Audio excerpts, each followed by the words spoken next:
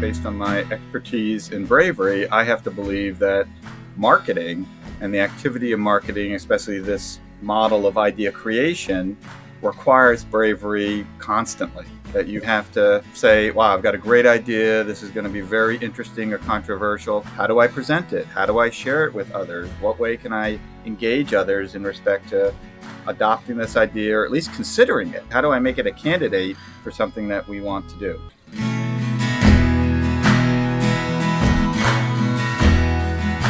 I'm Mark Reed Edwards. My guest on Confessions of a Marketer today is Ed Evarts, author of The Bravery Trick, 4 Ways to Say Hard Things.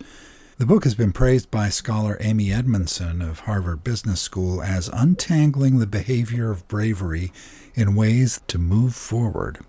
The Bravery Trick is available on Amazon. Ed is the founder and president of Excellius Leadership Development, which focuses on helping its clients build awareness of how others experience them in the workplace so they can manage that experience effectively. He's written 2 other books and is host of the Be Brave at Work podcast.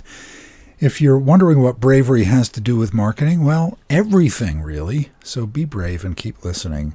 I've also known Ed for longer than I'd care to admit, but it's great to have him here. Ed, welcome. Thank you, Mark. I think we met when we were toddlers, or at least it's right? Yeah, in preschool, yeah. But anyway, we won't go into that. Could you tell me a bit about your career and what led you to found Excellius? So I spent a number of years post-college working in retail and worked for a number of local New England retailers, Marsh, Filene's, and Lechmere, who are all gone. I left retailing in 1998 and began working at a records management company called Iron Mountain. I was at Iron Mountain for almost 10 years. I got laid off from Iron Mountain in 2008 and was at a juncture in my life where I really didn't want to work for a company any longer. And so I spent that summer networking and talking with people about how to start your own business, which for somebody who had been employed with others for my whole career, I had no idea how to start my own business and what to focus on. So I did that summer, and then in the fall of 2008 decided to open up my own practice, which at first I called Evarts Coaching because I wanted people to know who I was and what I was doing. And then 2 to 3 years later converted it to Excellius Leadership Development. It's funny how layoffs can have a catalytic effect on your life, not just economically, but sometimes success can come out of the hardest points in your life. Well, I have built a new relationship with the person who laid me off at Iron Mountain. And just to tell that story quickly, my performance review was late. And this boss called me and said, Ed, I'm ready to give you your performance review. Can you come to my office at 4 o'clock today? And I said, sure. So I was excited to get my performance review. I went into her office and I sat down and she said, in reality, Ed, I'm not here to give you your performance review. I'm here to let you know that we've made a decision to eliminate your role at the company. Yeah. So for that day and for a few years following it, it was the worst day of my professional career. And I can say with all honesty, Mark, 16 years later, it was the best day of my professional career because they kicked me out and I had to make some decisions which I was not anticipating needing to make. And it just opened up a whole slew of opportunities. And I joke, I think today I'd still be at Iron Mountain if I didn't get kicked out. And so to your point, it was a great opportunity that at first felt horrible. I have a similar story, which we won't go into, because this is all about you, Ed. So I'd love you to share the story about your podcast, Be Brave at Work. So I would say about 5 years ago, I had coffee with a colleague that I worked with at Lechmere, I think 20 years previously. And so when I left Lechmere, this person and I did not stay in contact at all. And then when I left Iron Mountain in 2008, we began connecting virtually. And so said hi on LinkedIn and checked in on LinkedIn. And I think about 10 years after that, he said, let's go get a coffee. Let's catch up and hear what's going on in our careers. So we met for a cup of coffee at the proverbial Starbucks in Waltham. And we were updating each other on our careers. And he told me he was starting a podcast production company. And I said something innocent like, wow, I've always wanted to start a podcast. And he said, gee, Ed, what would it be on? And I said, I really believe without missing a beat, I think I'd want to talk about being brave at work. And so that wonderful colleague who I met and who sparked this idea of being brave at work is none other than the great Mark Reed Edwards. You. No, that's me? That's you. That was a really interesting conversation that we have, because it was quite innocently. It was just a couple of people who hadn't seen each other in 20-something years, just grabbing coffee and updating them. And it shows the value of meeting face-to-face and just having conversations with no pretext, and what can come from that. Out of the conversation rose be brave at work.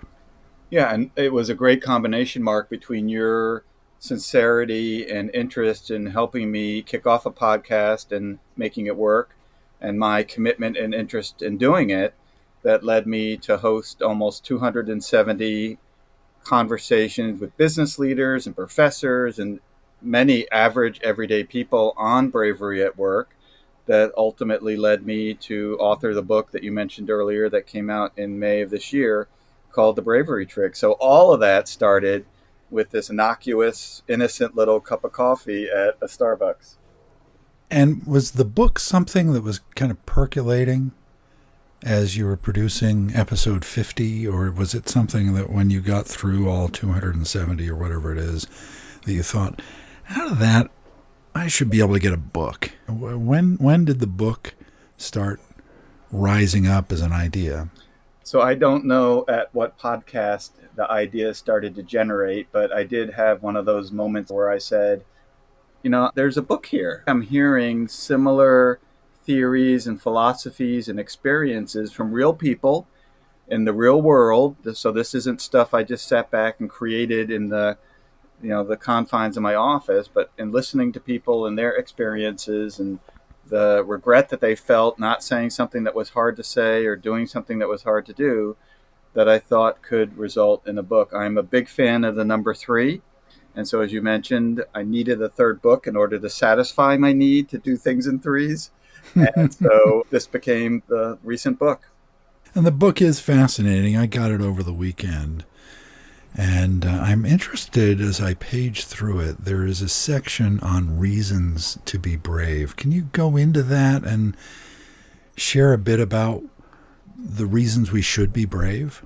When I wrote the book, Mark, I really wanted to write it in a way that can connect with everyday average people. I didn't want it to be too professorial or 800 pages, but I wanted it to be kind of a simple, easy to understand, easy to read overview of ideas and suggestions on how you could be brave at work. And there are an innumerable number of benefits that we lose or don't take advantage of for ourselves by not being brave at work.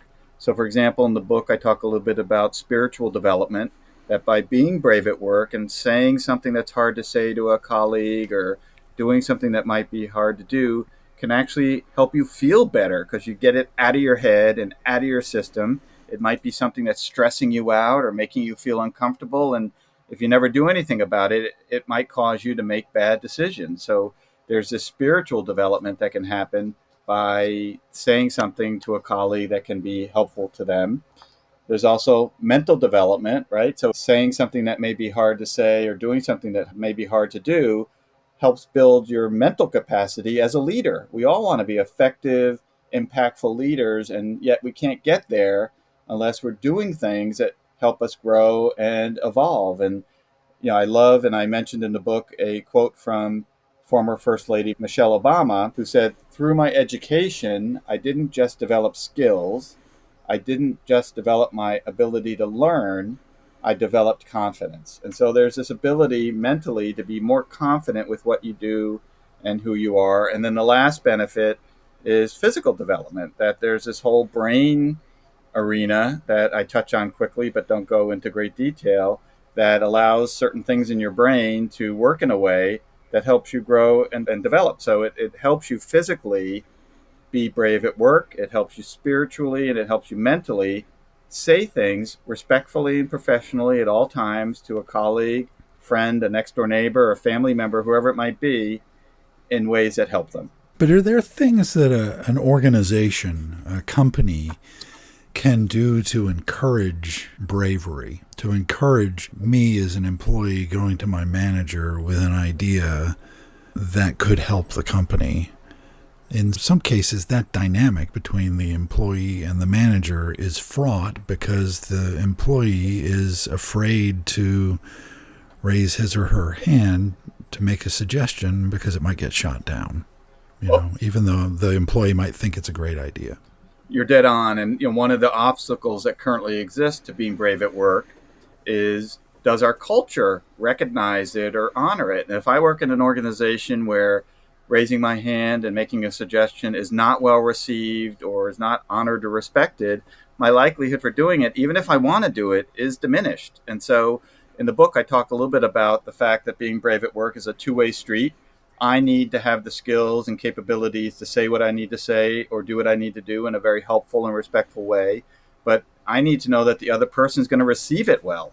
If I wanted to tell you something, Mark, that I think is hard to say, or I'm not sure if you're going to receive it well, but we have a great relationship, you know that I want to help you, I'm motivated to help you, your likelihood for listening and participating in that is significantly more likely than if you're not that way, right? That if I think it's just going to fall on deaf ears and won't make a difference. So the culture we exist in is significant. And ironically, the person you mentioned at the start of the podcast, Amy Edmondson, is an expert, global expert on something called psychological safety, which is this arena or culture we create where I can be who I need to be professionally and respectfully. But if I'm at a meeting and I need you to repeat something or I need to make a recommendation that's controversial, I can do it without feeling judged or belittled or people getting defensive or argumentative. So the culture we create is super important to ensure people can be brave at work.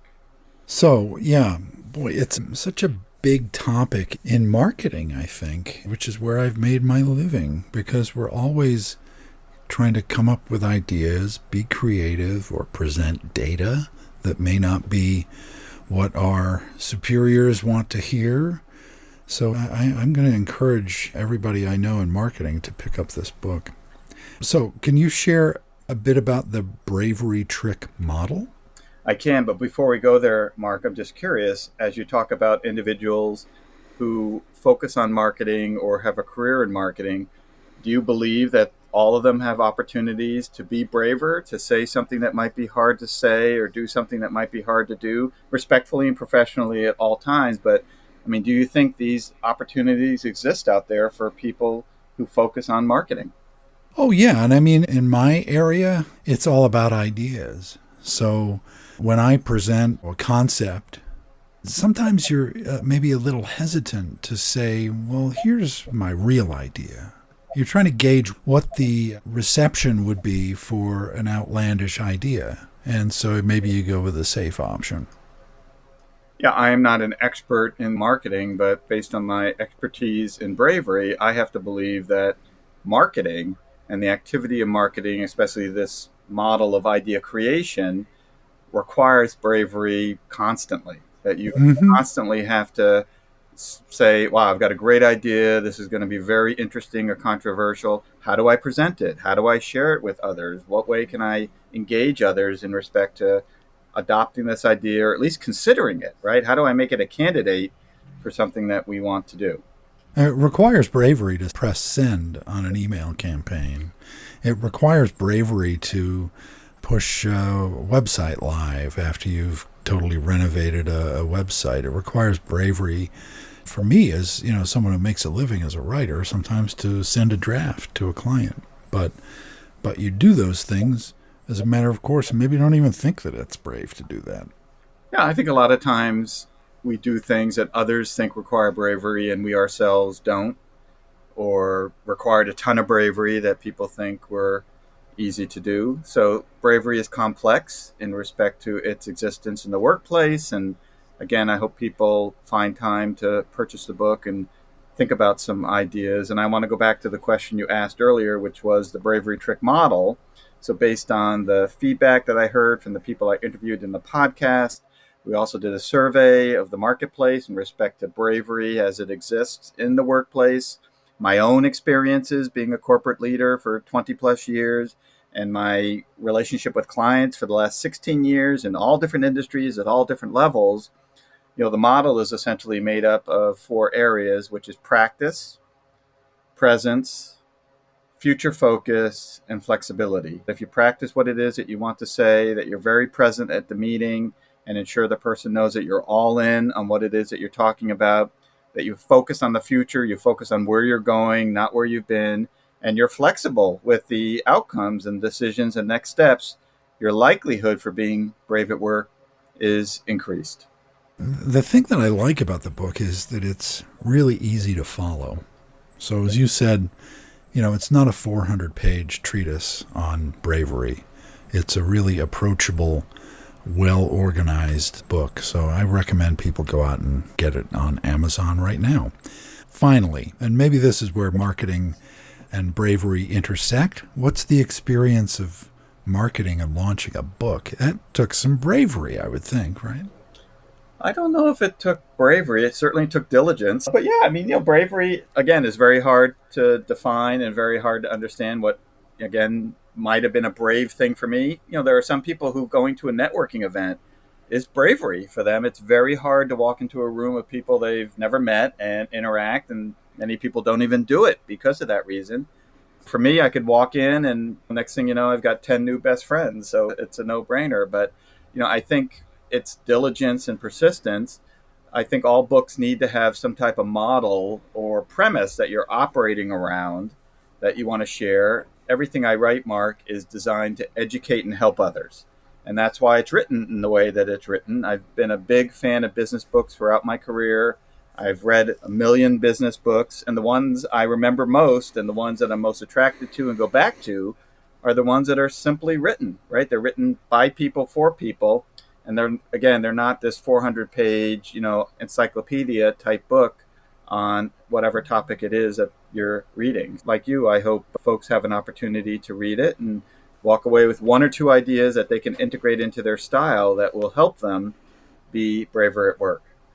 Well, it's great, Ed, and it's great reconnecting with you after a while. I hope the book continues to do well, and I wish you luck in the future. Thanks for joining me. Thanks, Mark. It's been great chatting with you. We'll see you on the next Confessions of a Marketer.